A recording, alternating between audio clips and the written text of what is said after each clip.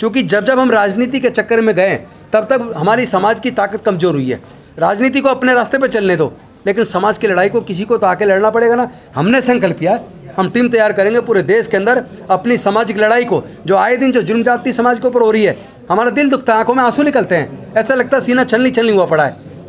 क्या करेंगे मंत्री बने रह के, MP MLA बने रह के, अगर इस लड़ाई को लड़ पाएं। सर, जो साथी आपके साथ लगातार बने हुए थे वही कह रहे हैं और आपके ऊपर आरोप भी लगा रहे हैं कि आपको इस्तीफा नहीं देना चाहिए था, चाहे कोई भी दबाव रहा हो, तो आपको बर्खास्त कर दिया जाता तो एक बड़ी लड़ाई।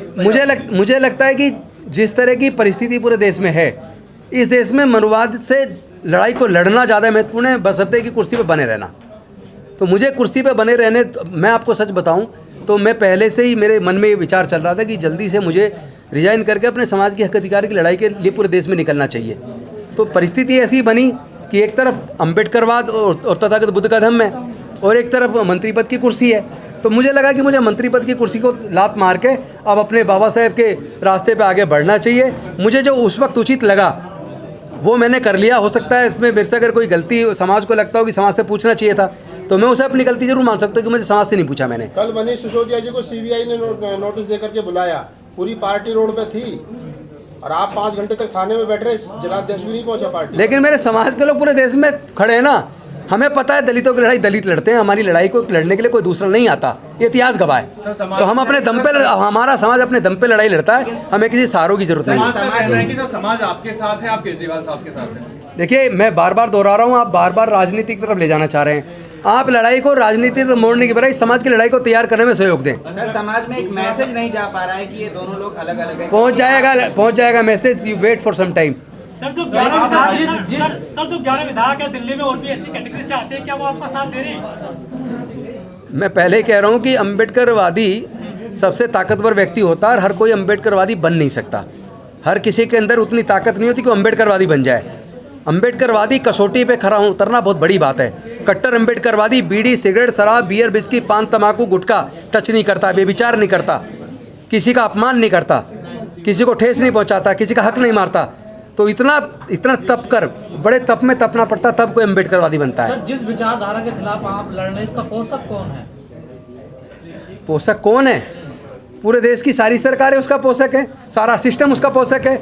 हमें तो कोर्ट के जजमेंट्स के अंदर न्याय नजर नहीं आता आजकल, तो किस एक का नाम लूं? सारी सरकारें, केजरीवाल भी मतलब इंक्लूड है। मैं जो कह रहा हूँ, मेरे से आप एक नाम दिलवाना किस लिए चाह रहे हो? जब मैं कह रहा हूँ पूरे देश के अंदर हमें न्याय नजर नहीं आता, उस व्यवस्था को मजबूत करने वाले लोग ज़्यादा दिखते हैं और इस न्याय की लड़ाई को लड़ने वाले कम दिखते हैं। तो उसमें आप एक एक सवाल में अंदर घुसने की कोशिश कर रहे हैं। मैं एक अम्बेडकरवादी हूँ। देखिए व्यवस्था बदल जाती है अगर, तो हमारे समाज को रोज़ रोज़ जो कत्ल हो रहे ये ना होते। अभी व्यवस्था बदली नहीं है और व्यवस्था को तो हम ही बदलेंगे। अब पार्टी क्यों नहीं आपके साथ, क्या कारण है? आपके साथ तो खड़े हो सकते। गुजरात का चुनाव है, गुजरात का चुनाव है। छोड़िए राजनीति की बातें, आप समाज की बात करिए ना। गुजरात के अंदर दलित लोग नहीं रहते, क्या वो दलित? नहीं, मैं समझ रहा हूँ, आप बात को समझिए। राजनीति हमेशा ध्यान रखिए, कभी भी इमोशन से नहीं लड़ी जाती, राजनीति बुद्धि से चली जाती है और बुद्धि वाले लोग ही जीतते हैं। आप उसमें हमारे लोग ज़्यादा तक नुकसान इसलिए उठाते हैं, वो हमारे लोग भावुक ज़्यादा होते हैं।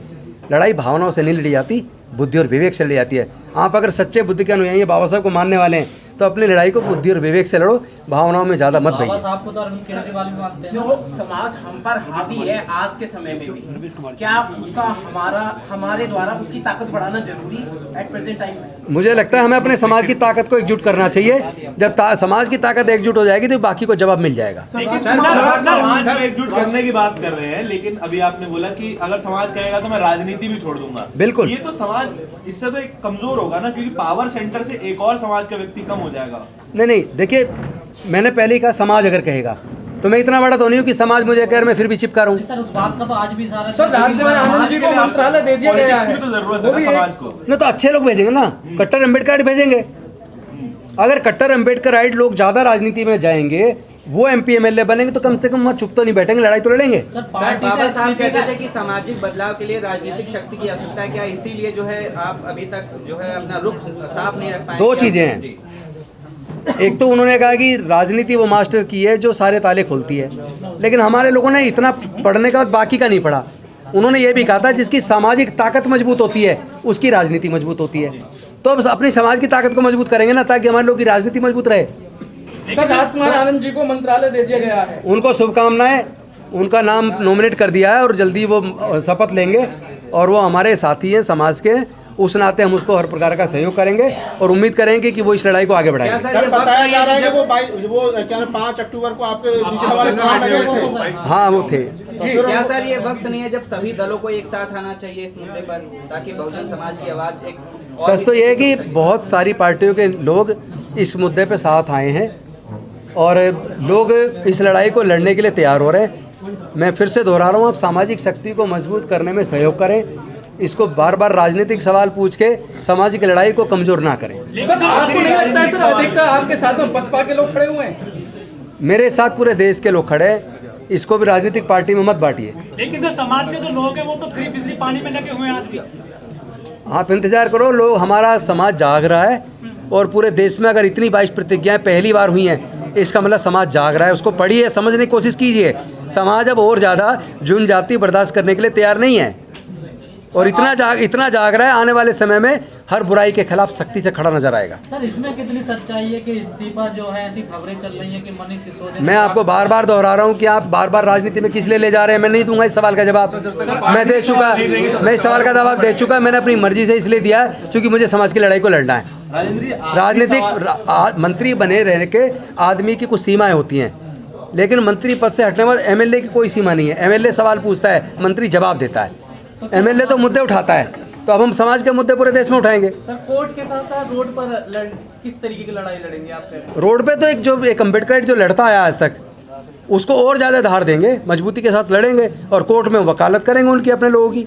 वकील के तौर पे कोर्ट में लड़ेंगे और एक एक्टिविस्ट के तौर पे सड़क पे लड़ेंगे और एक एमएलए के तौर पे विधानसभा के अंदर उठाएंगे। सर समाज तीनों मोर्चे पे लड़ाई लड़ी जाएगी। एक विधायक के तौर पे विधानसभा में समाज के मुद्दों को उठाएंगे, एक वकील के तौर पे न्यायालय में उठाएंगे और एक एक्टिविस्ट अम्बेडकरवादी होने के नाते रोड पे उठाएंगे। देखिए, मुझे विधायक जनता ने चुना है और जिस जनता ने 5 साल के लिए विधायक चुना है, मैं उनके साथ धोखा नहीं कर सकता। रही बात समाज की लड़ाई की, वो मैं पहले से लड़ता हूँ, अब तो और ज़्यादा तेज़ी से लड़ूंगा, पूरे देश में जाके लड़ूंगा। जिस जनता ने लेकिन मुझे वोट दिया है, उनको बीच में उनको कैसे छोड़ दूँ? आपको पता है, मेरी विधानसभा में चुनाव के अंतिम दिन देश के गृह मंत्री अमित शाह जी ने पूरा दिन लगाया। उसके बावजूद मुझे पिछली बार से भी 8,000 ज़्यादा वोट, 56,108 वोटों से जिस जनता ने जिताया, मुझे लगता है कि मेरा ये फ़र्ज़ है, एक कट्टर अम्बेडकरवादी होने के नाते मैं अपने क्षेत्र की जनता से धोखा नहीं कर सकता। इसलिए मैं एमएलए की पोस्ट से रिजाइन क्यों करूं? पार्टी से इस्तीफा देंगे तो एमएलए बरकरार रहेगा ना, आप विप तो जारी नहीं होगा। अभी आप इंतज़ार कीजिए, समाज की लड़ाई को लड़ना बहुत महत्वपूर्ण है और समाज जिस स्थिति में खड़ा है, उस स्थिति में मुझे लगता है ऐसे लोगों को तैयार पूरे देश में जाके करना ज़रूरी है और हम पूरे देश में जाके अपने लोगों को तैयार करेंगे। 5,000 वकील हम आने वाले दो महीने के अंदर पूरे देश में तैयार करेंगे। अपने डॉक्टर्स, इंजीनियर्स, प्रोफेसर्स, साइंटिस्ट और अपना जो इंटेलेक्चुअल का एक टीम, थिंक टैंक तैयार कर रहे हैं। सर, समाज की नाराजगी है आम आदमी पार्टी से और आप आम आदमी पार्टी में अभी भी हैं, तो दोनों चीजों को साथ में लेके कैसे चलेंगे? आखिरी सवाल है। आप प्लीज थोड़ा इंतजार कीजिए। मैं अपने सुनिए, राजेंद्र गौतम के लिए कोई मुश्किल है, राजेंद्र गौतम रहे ना रहे कोई बड़ी चीज़ नहीं है। राजेंद्र गौतम एक व्यक्ति है, ये विचारधारा मजबूत होनी चाहिए, विचारधारा बढ़नी चाहिए। राजेंद्र गौतम आज नहीं कल मर जाए, पर ये विचारधारा नहीं मरनी चाहिए। इस विचारधारा का चलना बहुत जरूरी, इसका बढ़ना बहुत जरूरी।